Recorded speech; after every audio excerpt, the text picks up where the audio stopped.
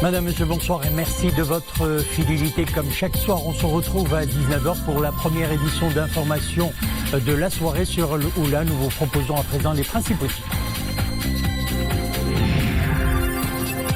Rétablissement partiel du trafic ferroviaire entre Salé et Kenitra suite au grave accident survenu hier au niveau de Bournedel. Les travaux se poursuivent pour le rétablissement des deux autres voies, annonce l'ONCF.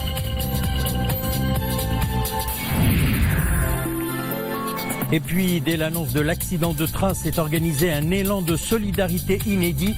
Une affluence record a été enregistrée au centre de transfusion sanguine de Rabat.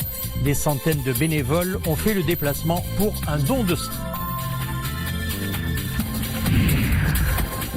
Et puis, direction El Jadida où se poursuit la 11e édition du Salon du Cheval. Focus ce soir sur un métier lié à l'univers équestre.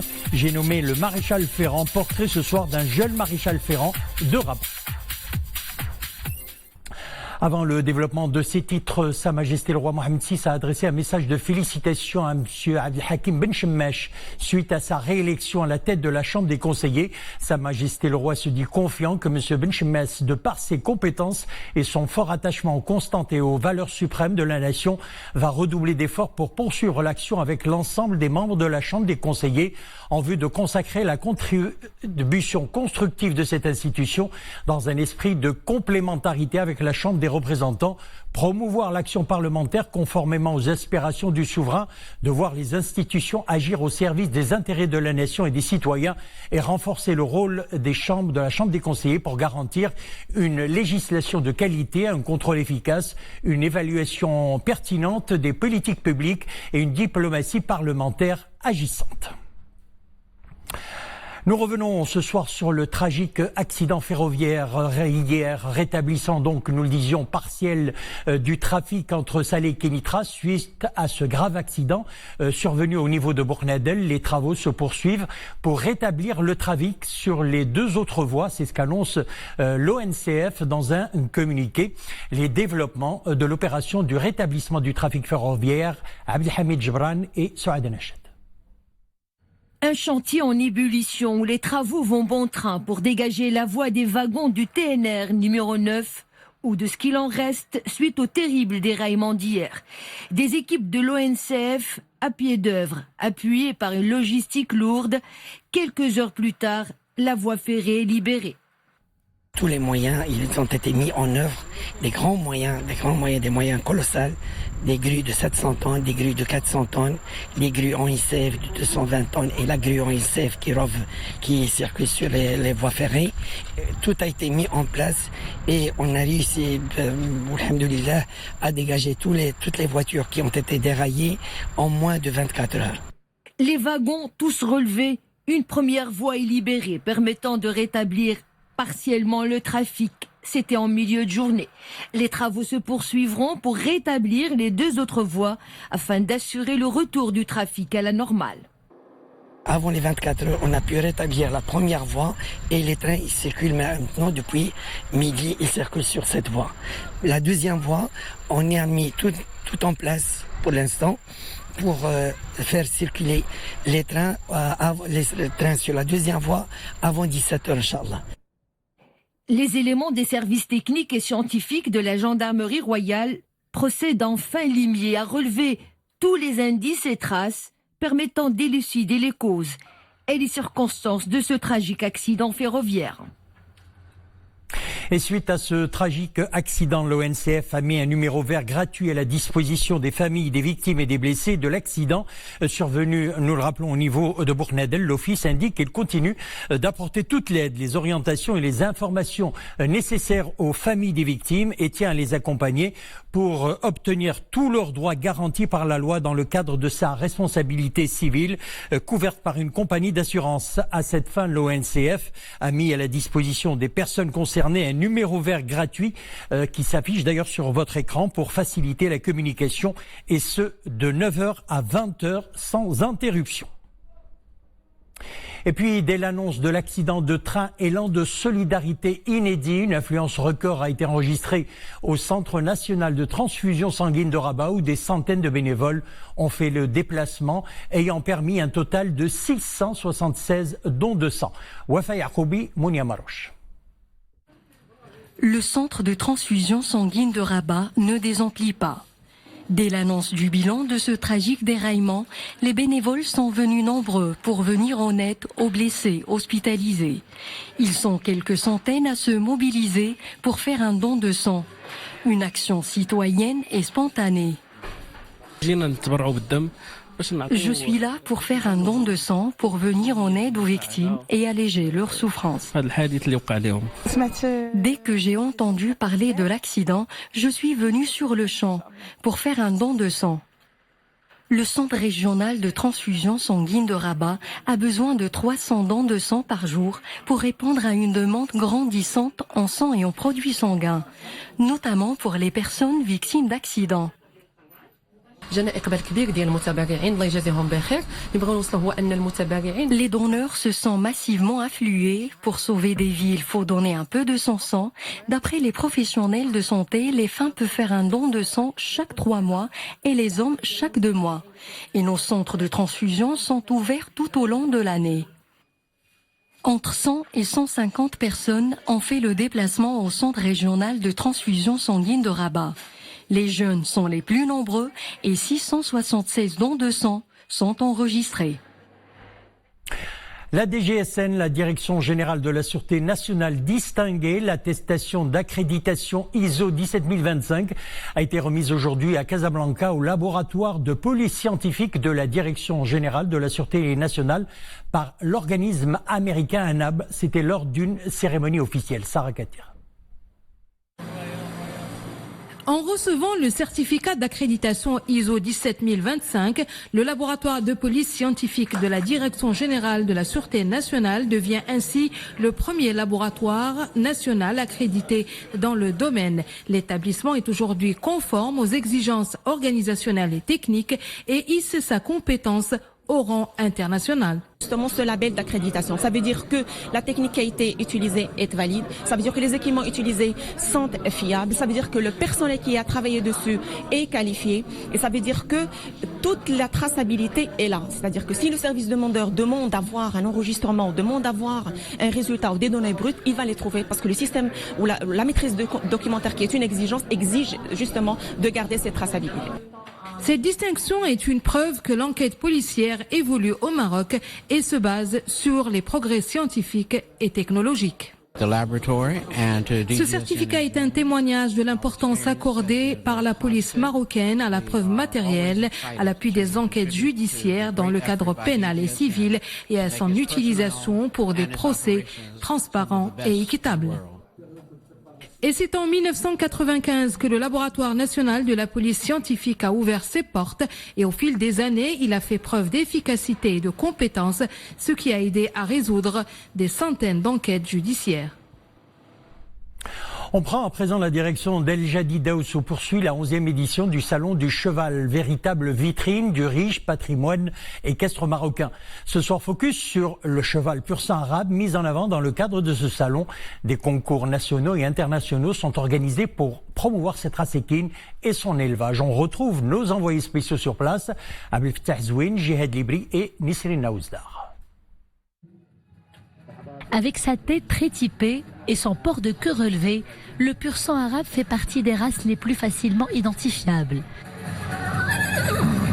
Familier, obéissant, particulièrement intelligent et affectueux, grâce à sa beauté et à ses nombreuses caractéristiques, le pur sang arabe vole la vedette au salon du cheval d'El Jadida. Un pur sang arabe, bien le remarquer de loin. Il a une tête bien expressive, une encoulure bien marquée, un top line, on va dire, assez plat, des jambes solides, etc. Donc c'est une race qui se différencie des autres par son caractère aussi. Elle a tellement élevé avec les Bédouins à l'époque, etc., qu'elle a appris de son caractère humain, on va dire. Le pur sang arabe est très souple. Il a une grande force physique et son cou est souvent bien musclé.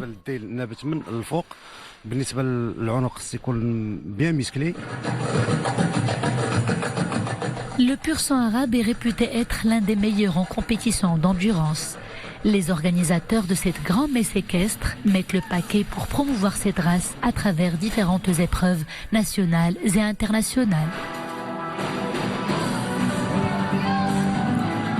L'avantage de ce type d'événement qui est un salon international, c'est premièrement déjà c'est de promouvoir un peu le pur sang arabe marocain parce que on participe avec d'autres pays qui ont d'autres renommées, notamment toute l'Europe. Là, il y a la participation en France, Espagne, il y a le Moyen-Orient. Tout au long de cette semaine, les amoureux du cheval, grands et petits, pourront profiter des spectacles de haut niveau, des spectacles qui mettent en avant l'excellence équestre marocaine.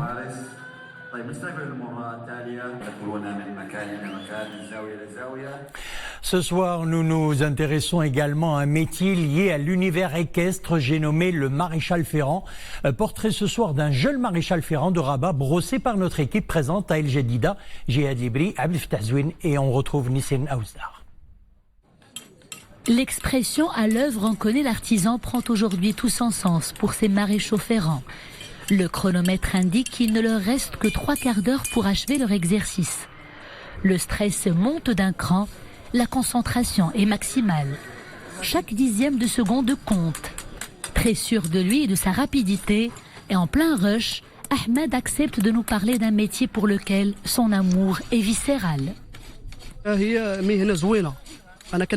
J'adore ce métier et j'adore les chevaux. J'ai appris très jeune grâce à mes parents et grâce à de grands ma'allim. Vous savez, aimer un cheval implique devoir le protéger. C'est l'essence même de notre métier. Nous soignons les sabots des chevaux et nous y posons des fers que nous fabriquons nous-mêmes. L'opération s'impose tous les 45 jours. Un cheval mal ferré peut souffrir et ça me désole de voir des chevaux confiés à des amateurs.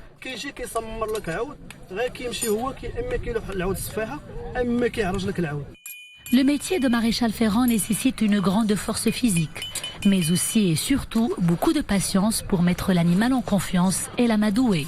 Ahmed y parvient avec beaucoup d'aisance. C'est un travail très méticuleux. Il exige beaucoup de patience. Pour le réussir, il faut prendre son temps, réfléchir avant de réaliser chaque petit geste, car chaque petit geste a son importance. Il faut également savoir gérer son timing, surtout lorsqu'il s'agit d'une telle compétition. L'homme avec qui Ahmed se concerte est Ali, le propriétaire du cheval d'Arda. Les deux hommes ne se connaissent pas, la compétition les a réunis. Si Darda va jusqu'au bout de la compétition ce soir, la réussite, ils seront deux à la savourer. Une relation de confiance et une belle complicité est née entre les deux hommes. Ahmed est excellent, c'est un vrai ma'allim. Il travaille avec sérieux et abnégation, c'est génial et admirable. Clap de fin pour cette première phase de la compétition. Ahmed et son partenaire règlent les derniers détails avant que Darda ne gagne les pistes de Tborida. Des compétitions sont organisées chaque soir lors de cette 11e édition du Salon du Cheval d'El Jadida. Et on reste à El Jadida, remise cet après-midi du prix du concours de son Altesse Cheikh Mansour Ben Zaïd de photographie du cheval arabe en marge de la 11e édition du Salon du Cheval et en présence notamment de l'ambassadeur des Émirats Arabes Unis au Maroc, une prestigieuse distinction récompensant les plus belles photographies en relation avec le cheval. La première place est revenue à l'artiste photographe jordanien Chedi Rifaï qui a réussi à convaincre un jury composé d'experts en la matière. On passe à l'actualité internationale. La présence de l'aviation israélienne a mené ce mercredi une série de raids contre le mouvement Hamas à Gaza. Ces avions ont frappé une vingtaine d'objectifs militaires, parmi lesquels un tunnel et une fabrique d'armes, selon l'armée israélienne. Bilan, un mort et 3 blessés palestiniens. Le calme est revenu dans la journée après les frappes israéliennes. Attaque en réponse aux premiers tirs de roquettes depuis des semaines en provenance du territoire palestinien. Selon Israël, le Hamas et son principal allié, le djihad islamique, ont nié toute implication dans les tirs de roquettes. Et puis, attaque dans un collège de Crimée. Au moins 18 personnes, dont une majorité d'adolescents, ont été tués, plus de 40 blessés dans l'explosion d'un engin non identifié. Un acte commis par un jeune étudiant de 18 ans. Il se serait suicidé aussitôt après avoir commis son acte, selon le chef du gouvernement de Crimée. 2 heures après les faits, l'événement avait été désigné comme un acte terroriste par le comité d'enquête avant d'être requalifié en meurtre de masse. Il s'agit du premier incident du genre enregistré dans la péninsule depuis son annexion par la Russie en février 2014.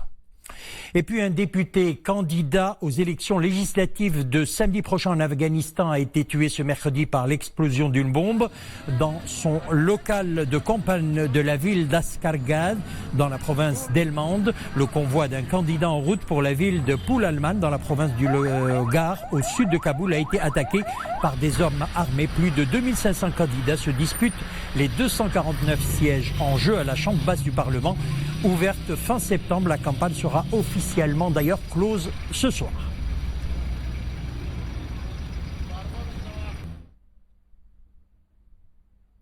Direction à présent l'Europe. Les discussions entre négociateurs britanniques et européens ayant tourné court le week-end dernier. Aucune fumée blanche n'est a priori à attendre du sommet européen spécial Brexit d'aujourd'hui, présenté comme crucial il y a encore quelques semaines pour s'accorder sur un traité global de divorce, désormais urgent à moins de 6 mois de la sortie effective du Royaume-Uni de l'Union européenne. Nous n'y sommes pas encore, a déclaré d'ailleurs Michel Barnier, le négociateur de l'Union, à l'issue d'un Conseil des ministres des Affaires européennes. Le traité de divorce est bouclé à 80 jusqu'à 85%, a précisé M. Barnier.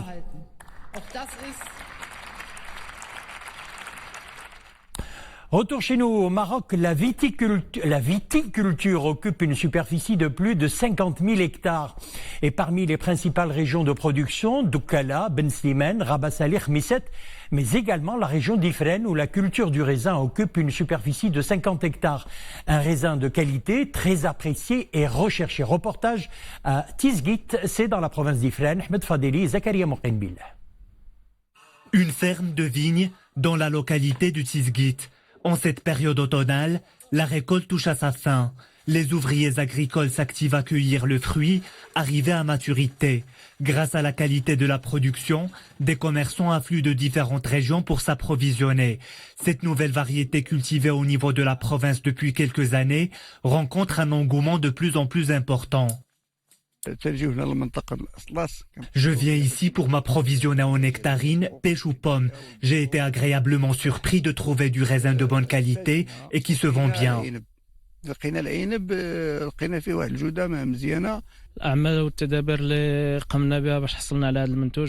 Il est nécessaire d'entretenir l'arbre avec les engrais, l'irrigation et les pesticides.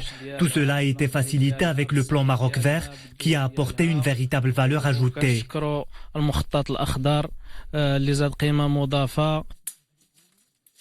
La province d'Ifrane est connue pour d'autres variétés d'arboriculture. La culture de raisin donne de bons résultats. Dans cette exploitation agricole, 8 hectares y sont consacrés. Le Moyen Atlas se caractérise par un climat froid, mais le sol est propice à différents types de cultures. Après avoir procédé à des analyses, nous avons trouvé que cette zone est favorable à la culture de raisin. Grâce au plan Maroc Vert, la culture de raisin a été initiée dans la province. 50 hectares y sont consacrés. La production atteint 50 à 60 tonnes à l'hectare. Ce secteur contribue à faire travailler une main-d'œuvre importante. Au total, cette variété occupe 40 hectares dans l'ensemble de la province. La production annuelle est estimée à 2400 tonnes, soit un chiffre d'affaires de 13 millions de dirhams. On parle météo pour refermer notre édition. Les pluies sont de retour. De fortes pluies et des averses orageuses localement fortes avec rafales sont attendues demain et vendredi dans plusieurs provinces du royaume. C'est ce qu'annonce la direction de la météorologie nationale. Plus de précisions avec Hussein Youabd de la direction. À partir de la journée de jeudi, la situation météorologique va connaître un changement suite au rapprochement d'une dépression sur le nord du pays. Ainsi, donc, des pluies vont intéresser la moitié nord du pays et vont progressivement intéresser les régions intérieures, les reliefs de l'Atlas et l'est du pays. Les températures vont accuser une baisse et les averses, les pluies seront parfois sous forme d'averses orageuses, notamment la nuit du mercredi au jeudi matin sur les régions du Gharb, Loukous, les régions également de Chaouia, l'intérieur du Chaouia et également d'Oukala, ainsi que l'ouest du Seïs. Des averses orageuses localement modérées intéresseront aussi la soirée du jeudi, c'est-à-dire la nuit suivante, les régions de Loukous, le Gharb, Chaouia, également les régions de Abda et de Kuala. Et les températures vont accuser une baisse sur l'ensemble du pays et les averses seront parfois accompagnées de grêle avec des vents modérés assez forts sur le nord et l'est du pays. Vu les circonstances météorologiques, prière d'être très vigilants. Et surtout, couvrez-vous bien et sortez vos parapluies. C'est ainsi que prend fin notre édition. Merci de l'avoir suivi. Le retour de l'info sur l'eau à 21h. À demain, 19h.